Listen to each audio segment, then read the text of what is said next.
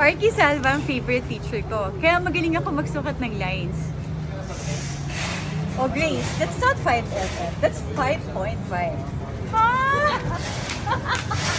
We're interior design students. Of course, lagi kaming puyat.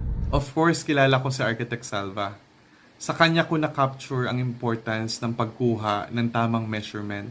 Hindi pwedeng sobra, hindi pwedeng kulang, kailangan tama. Happy Teacher's Day, sir. Mabuhay ka. Of course, marunong ako mag-title block. Tinuruan ako ni Arky Salva. Happy Teacher's Day, sir. I love Sir Salva. Of course, kahit nasa office ako, drafting pa rin.